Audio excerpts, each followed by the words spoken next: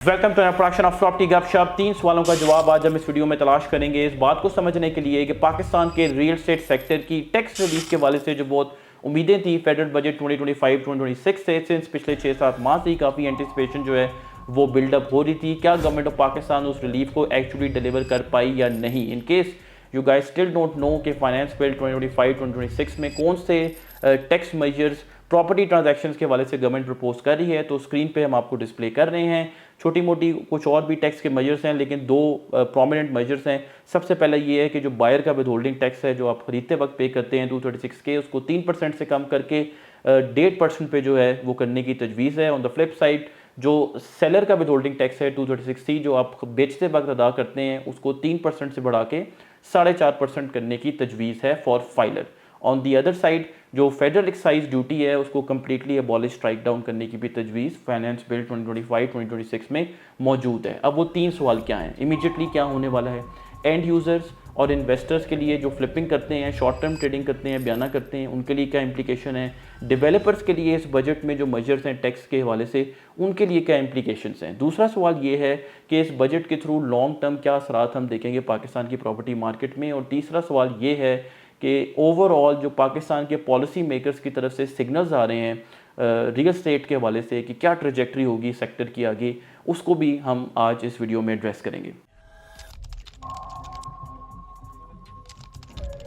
ये बात मैं अपने एक्सपीरियंस से आप लोगों के साथ शेयर करता हूँ कि जब भी पिछले सालों में गवर्नमेंट ऑफ पाकिस्तान ने प्रॉपर्टी को एक्वायर करने के लिए, मैं बाइंग के पॉइंट ऑफ व्यू से बात कर रहा हूँ, टैक्स कॉस्ट में इजाफा किया है। जैसे विद होल्डिंग टैक्सेस इंक्रीज़ होते रहे, टैक्स रेट्स इंक्रीज़ होते रहे, FBR-DC रेट्स जो है वो इंक्रीज़ होते रहे। मैं एक लॉजिक आप लोगों के साथ इसी प्लेटफॉर्म पे इन्हीं वीडियोज़ के साथ शेयर करता रहा कि जो एंड यूज़र है जो प्लॉट ले रहा है घर बनाने के लिए, अपनी फैमिली के साथ रहने के लिए, या कोई बिल्डअप प्रॉपर्टी एक्वायर कर रहा है, कोई घर, अपार्टमेंट या फ्लैट, वो ये नहीं देखता कि मैं 2, 2.5, 3, 4 करोड़ की प्रॉपर्टी परचेज कर रहा हूँ। पाकिस्तान में रियल एस्टेट बहुत महंगी है, चाहे वो प्लॉट हो या घर हो, लेकिन ये जो 1-2 लाख का मेरा टैक्स में इजाफा होने लगा है, ये कॉस्ट भाई बहुत ज़्यादा है मेरे लिए। तो मैं अपनी फैमिली के साथ में जहाँ आपकी रहने का, अपने घर का फैसला करना है, मैं उस डिसीजन को इस तरह से ही जो है पोस्टपोन कर देता हूँ और इंतज़ार करता हूँ कि कब टैक्स रेट्स जो हैं वो हाफ होंगे, ठीक है, या सिंस अगले आने वाले सालों में टैक्स रेट से इंक्रीज़ ही होना है, मैं अपने डिसीजन को कैंसिल ही कर देता हूँ सिरे से, ठीक है। It doesn't work that way. जो लोग घर बनाने के लिए सोच रहे होते हैं, एंड यूज़र होते हैं, उनका डिसीजन नीड बेस्ड होता है, ना कि it is subject to any fancy tax consideration, ठीक है। Similarly by that same logic, अगर अभी आपने 236 के विद होल्डिंग टैक्स बायर का कम करके 3% से 1.5% कर दिए, तो कौन सा पाकिस्तानियों ने प्लॉट पे प्लॉट परचेज करना शुरू कर देने हैं, अपने बैंकों से पैसे निकालना शुरू कर देने हैं, या लोगों ने पाकिस्तान स्टॉक एक्सचेंज के शेयर अपने बेच के प्लॉट लेना शुरू कर देने हैं, या म्यूचुअल फंड्स के यूनिट्स बेचना शुरू कर देने हैं, या ओवरसीज़ पाकिस्तानी कहेंगे कि भाई हमारे चंद डॉलर पाउंड जो है वो बच रहे हैं, लिहाजा this is the best time जो हमने अपने डॉलर पाउंड बचाने हैं वो हम बचाते हैं और अपनी रियल एसेट जो है वो पाकिस्तान में उनकी इन्वेंट्री जो है वो बिल्डअप करते हैं, ठीक है। Doesn't work that way. Similarly अगर हमें लगता है कि कोई बहुत बड़ी लिक्विडिटी मार्केट में इंजेक्ट होने वाली है, कोई बयानाइज्म शुरू हो जाएगा, left right centre flipping speculation शुरू हो जाएगी, short term high frequency trading शुरू हो जाएगी और प्लॉट्स के rate within a month शराटे मारते हुए ऊपर चले जाएंगे, then let me tell you कि इन्वेस्टर्स के लिए तो जीरो सम गेम है। अगर वो पहले किसी प्रॉपर्टी को अपने नाम ट्रांसफ़र कराते थे, 3% लोडिंग टैक्स पे करते थे, 3% ही उन्होंने बेचते वक्त पे करना था, 6% उनकी कॉस्ट थी। अभी भी उनकी कॉस्ट 6% ही है, चूँकि अब वो बाय करते हुए 1.5% देगा, बेचते वक्त 4.5% देगा। Zero sum game, business as usual, neutral, there is going to be no immediate impact, और इवन फ्यूचर में भी कोई इतना मीनिंगफुल इम्पैक्ट हम आने वाले महीनों में या इस साल या अगले साल इस पर्टिकुलर बजट का पाकिस्तान के प्रॉपर्टी मार्केट के प्राइजेस पे नहीं देखेंगे। लेकिन इसका असल बेनिफिशियरी कोई और है, और वो हैं डेवलपर्स। और should I use the word a developer, चूँकि सिर्फ DHAs ही ऑल ओवर पाकिस्तान अब हमें नज़र आता है कि वही कोई सेक्टर या फेज़ जो है वो लॉन्च कर सकते हैं। जो दूसरे प्राइवेट डेवलपर्स हैं they are pretty much knocked out of the game, ठीक है। और पिछले सालों में एटलीस्ट पिंडी इस्लामाबाद में, from my experience I can tell you, you guys can also relate to it, कि पिंडी इस्लामाबाद में जो वो सेक्टर या फेज़ कमर्शियल रेजिडेंशियल लॉन्च करते रहे, टैक्स की वजह से वो पिट गए। अब टैक्स लाइबिलिटी कम हो गई है 236 के बायर की, तो जो उनसे बैलेट में प्लॉट ले रहा होगा उसको कम टैक्स पे करना पड़ेगा बुकिंग वैल्यू का। पहले वो 3% बेचारा पे करता था, अब वो 1.5% पे करेगा। फिर FED ख़त्म हो रही है, FED भी बहुत बड़ा ड्रैग था, जो भी नई इन्वेंट्री DHA पिंडी इस्लामाबाद जो है वो ऑफर करता था, तो FED भी ख़त्म होगी। तो डेवलपर से चीज़ लेने में आपकी कॉस्ट काफ़ी ज़्यादा जो है वो कम होगी है, और मेरा ख्याल है सिर्फ DHA को ही फ़ायदा होगा ऑल ओवर पाकिस्तान पर्टिकुलरली पिंडी इस्लामाबाद में भी जब वो अपनी नई लॉन्चिंग किया करेंगे तो पहले जो लोग रोते रहते थे टैक्सेस का वो मसला अब ख़त्म हो गया, तो स्मूथली उनकी इन्वेंट्री जो है वो आने वाले सालों में देखेंगे रिलेटिवली स्मूथली जो है वो अब बिका करेगी। अब जो long term signal federal budget 2025-2026 Pakistan की रियल स्टेट मार्केट पार्टिसिपेंट्स को दे रहा है वो बहुत एविडेंट है। अगर आप लोग देखना चाहें, अगर अब आप पाकिस्तान के रियल स्टेट मार्केट में अपनी वेल्थ के एक बड़े हिस्से को पार्क करेंगे then you will be penalised, you will have to bear higher and higher cost every passing year. मैं मल्टीपल टाइम्स अपनी वीडियोस में आप लोगों को बताता रहा कि पाकिस्तान की real estate market is sort of losing its charm, it is losing its shine. आने वाले जो बूम्स हैं वो आपको फ्रीक्वेंसी में शॉर्टर नज़र आएंगे और इंटेंसिटी भी उनकी कम होगी। अभी रिसेंट जो बूम आया है इस साल के शुरू में वो 1.5-2 माह जो है रहा, then it fizzled out. Similarly आगे आने वाले बूम जैसे मुझे लगता है कि मे बी 2027-2028 में मार्केट बेहतर हो, वो भी शॉर्टर स्पैन के होंगे। ऐसा नहीं होगा कि अब सालों साल बूम जो है कोविड बूम की तरह चलता रहेगा।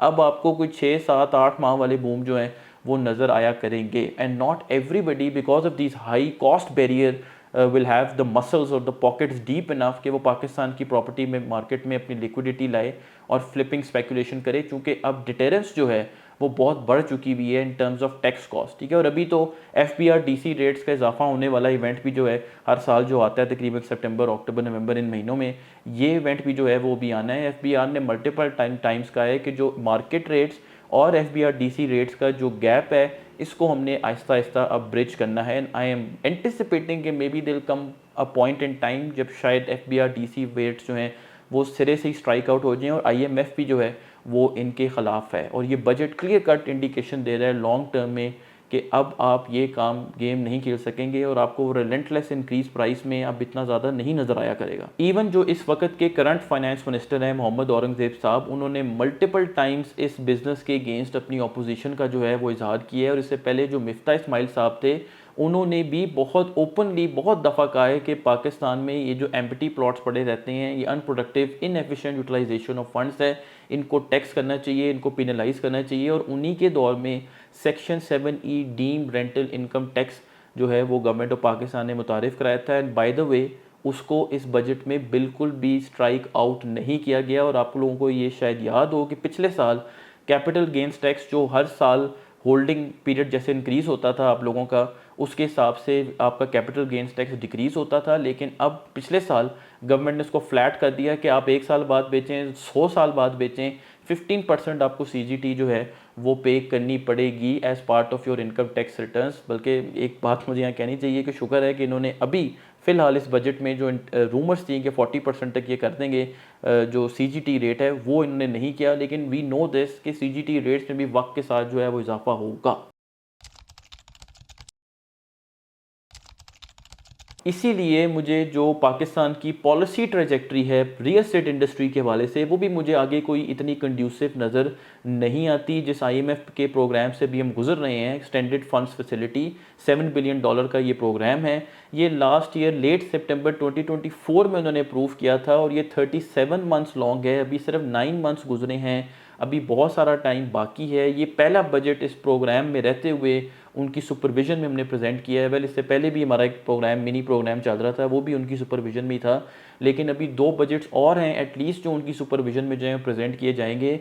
टैक्स टू GDP रेशियो जो हम उनके साथ टारगेट मुके हुए हैं वो 13-13.5% है। अभी हम सिर्फ 10.6% पे जो है वो आए हुए हैं। अभी फर्दर टैक्स इजाफा जो है हम देखेंगे, विद होल्डिंग टैक्सेस में भी देख सकते हैं। इवन जो FBR-DC रेट्स हैं, IMF खुद कहता है कि इनको आप मार्केट रेट्स पे जो है वो लेकर आएँ और कोई एमनेस्टी, कोई कंस्ट्रक्शन पैकेज जो है, कोई कोविड बूम आपने दोबारा जो है वो आप इंजीनियर नहीं कर सकते। Fiscal austerity, fiscal consolidation is here to stay. जितनी मर्जी गवर्नमेंट अपने एक्सपेंडिचर्स कम करके IPP से अपने एग्रीमेंट्स को रीनिगोशिएट करके ट्रिलियंस ऑफ रुपीज़ बचाए, सब्सिडी कम करे, वहाँ से पैसे बचाए, PSDP कम करके पैसे बचाए, अपने जो इंटरेस्ट पेमेंट्स है इंटरेस्ट रेट कम करके 22 से 11% पे आके हमारी डोमेस्टिक जो डेट है उसका भी इंटरेस्ट पेमेंट कम होगी है। बेशक वहाँ से भी बचा लें, टैक्स रेवेन्यूज़ भी इंक्रीज़ कर लें, फिर भी हमारे पास आने वाले सालों में भी फिस्कल स्पेस नहीं होगी किसी भी बड़े रिलीफ को देने के लिए। आप इसकी एंटिसिपेशन भी छोड़ दें, just business as usual. Real estate अब एक इन्वेस्टमेंट टूल चैनल आगे जाके पाकिस्तान में नहीं रहेगा।